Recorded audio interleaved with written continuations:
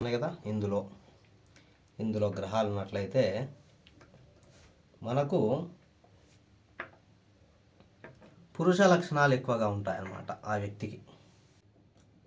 శ్రీ గురుభ్యో నమః. హరి ఓం. బ్రహ్మనాడి ప్రేక్షకులకు నమస్కారములు.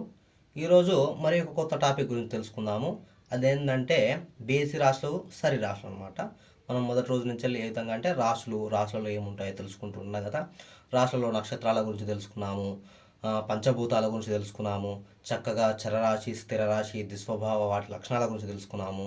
ఈరోజు మనము బేసి రాశుల గురించి మరియు సరి రాశుల గురించి తెలుసుకుందాము.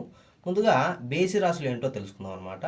మేషరాశి, మిథున రాశి, సింహరాశి, తులారాశి, ధనస్సు రాశి, కుంభరాశి వచ్చేసి ఇవి బేసి రాశులు అనమాట. వృషభ రాశి మరియు కర్కాటక రాశి, కన్యారాశి, వృశ్చిక రాశి, మకర రాశి, మీన రాశి వచ్చేసి ఇవి సరి రాశులు అనమాట.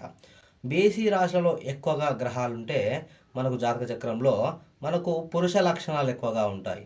సరి రాశులలో ఎక్కువ గ్రహాలు ఉంటే స్త్రీ లక్షణాలు ఎక్కువగా ఉంటాయి అన్నమాట. అంటే పురుషులకు కానీ ఈ జాతక చక్రంలో ఎక్కువ మనకు సరి రాశులలో గ్రహాలు ఎక్కువగా ఉన్నట్లయితే మనకు ఆ పురుషునికి స్త్రీ లక్షణాలు కలిగి ఉంటాయన్నమాట. ఏ విధంగా అంటే కొద్దిగా మనం ప్రాక్టికల్గా చూసుకుందాం అనమాట.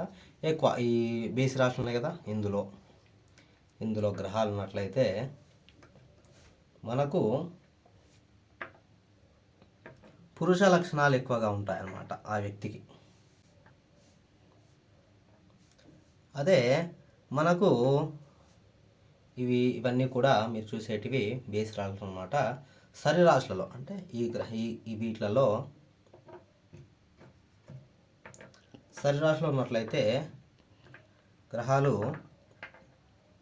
స్త్రీ లక్షణాలు ఉంటాయన్నమాట.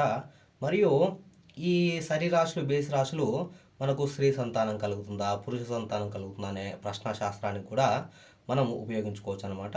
ఈరోజు ఈ టాపిక్లో మీకు సరి రాశుల గురించి, బేసి రాశుల గురించి కొద్దిగా తెలియజేశాను అనుకుంటున్నాను. ఈ వీడియో కనుక మీకు నచ్చినట్లయితే దయచేసి లైక్ చేయండి, షేర్ చేయండి, సబ్స్క్రైబ్ చేయండి. శుభం భూయాత్.